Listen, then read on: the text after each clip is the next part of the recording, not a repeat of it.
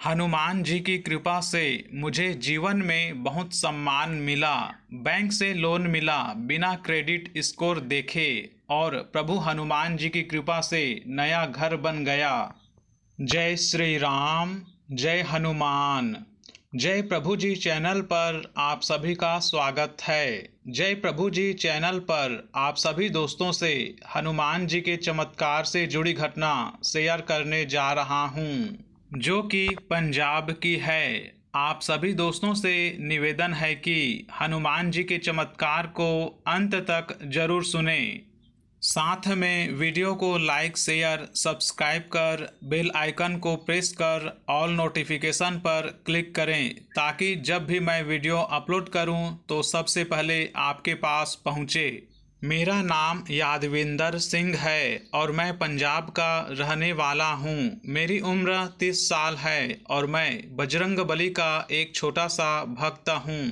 मैंने बजरंगबली की भक्ति तकरीबन अपनी 19-20 साल की एज से शुरू कर दी थी।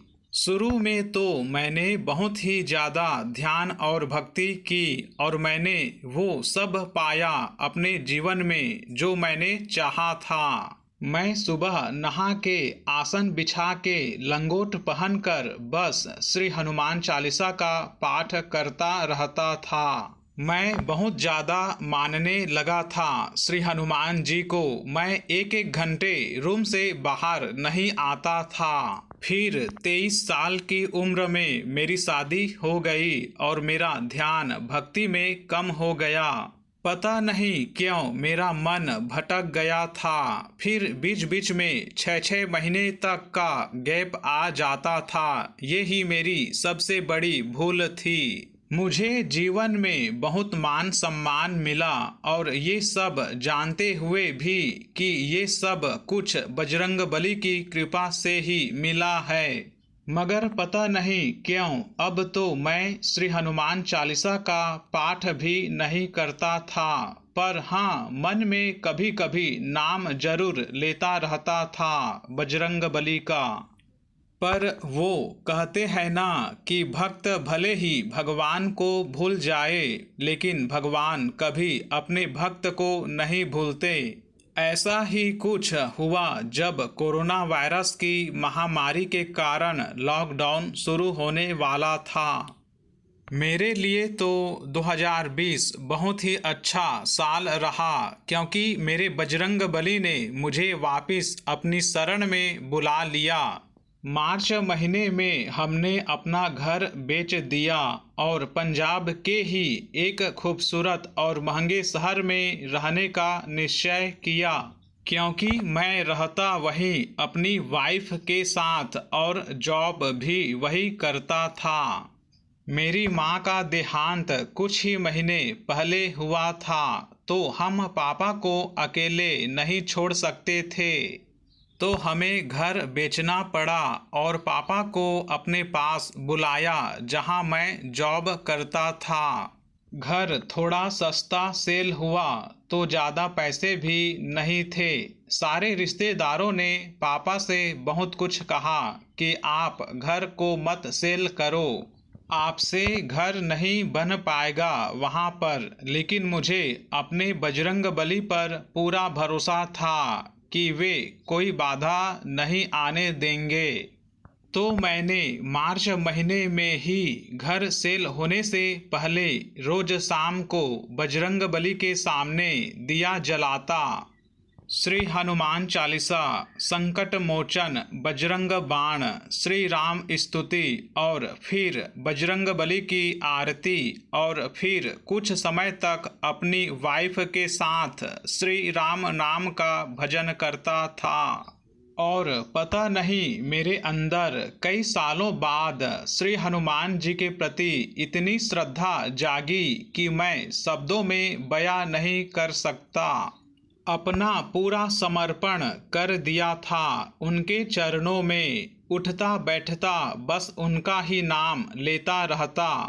अब एक दिन घर लेने से पहले ही मुझे ये पता चला कि मुझे किसी भी हालत में लोन मिल ही नहीं सकती, क्योंकि मैंने एक टाइम पे एक क्रेडिट कार्ड बनवाया था और कुछ कारणवश पैसे नहीं दे पाया था, तो मेरा क्रेडिट स्कोर बहुत ही कम था और लोन की अमाउंट भी ज़्यादा थी। अगर मैं अपने बचे हुए घर के पैसों से पैसे देता तो मेरे पास पैसे बहुत कम बच रहे थे और फिर वेट करना पड़ता कि कब मेरा क्रेडिट स्कोर ठीक होगा और लोन मिलेगा।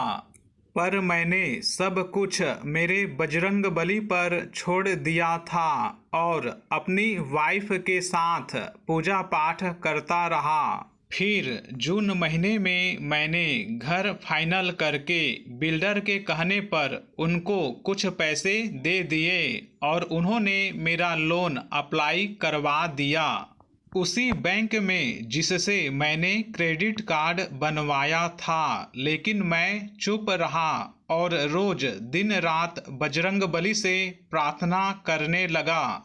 भाई, आप मानोगे नहीं, मेरे बजरंगबली ने ऐसी व्यवस्था की कि अपने आप सब काम होते गए और मेरे पास लोन सैंक्शन का लेटर आ गया। और एक सबसे बड़ी बात ये थी कि मुझे लोन करवाने वाले एजेंट ने कहा कि मुझे कई साल हो गए हैं इस काम में, लेकिन आज तक किसी का लोन इतनी जल्दी पास नहीं हुआ और चेक बन के नहीं आए। और मुझे ये भी पता चला कि मेरा क्रेडिट स्कोर ही नहीं चेक किया गया। आज तक बैंक हिस्ट्री में कभी ऐसा नहीं हुआ कि किसी का बिना क्रेडिट स्कोर देखे 1 रुपया भी बैंक ने किसी को दिया हो। लेकिन वो खुद सब हैरान थे कि ये सब कैसे हुआ। तो मैंने मन में कहा कि उनकी आंखों पर पर्दा डालने वाले मेरे बजरंगबली ही थे। जब लोन पास हुआ उसी दिन मैंने घर में पूजा करवाई और प्रभु को भोग लगाया और घर में एक बजरंगबली का मंदिर भी बनवाया है, जहां उनकी बहुत बड़ी तस्वीर लगाई है। उस फ्लैट में कोई एक्स्ट्रा जगह नहीं थी मंदिर के लिए, पर बजरंगबली को मैंने कहा कि आप मेरे साथ रहो, इस घर में मेरी विनती है। तो ऐसा आइडिया आया कि मैंने अपने घर में एक ऐसी जगह ढूंढ ली कि जहां सिर्फ मंदिर बने। वहां रोज मैं और मेरी वाइफ पूजा करते हैं और हर मंगलवार को व्रत रखते हैं बजरंगबली का।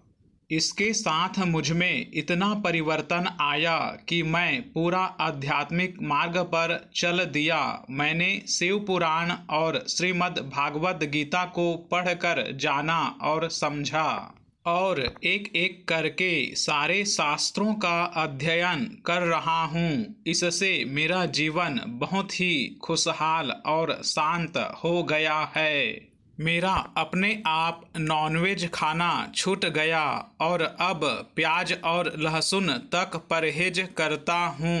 तो ऐसे ही मेरे बजरंगबली की कृपा से मेरा घर हुआ और मेरे पिताजी भी बजरंगबली को बहुत मानते हैं। मेरे सारे रिश्तेदार भी हैरान है कि ऐसे कैसे घर बन गया। पर मैं आज भी हर किसी को बोलता हूँ, मैंने कुछ नहीं किया, जो किया मेरे बजरंगबली ने किया है।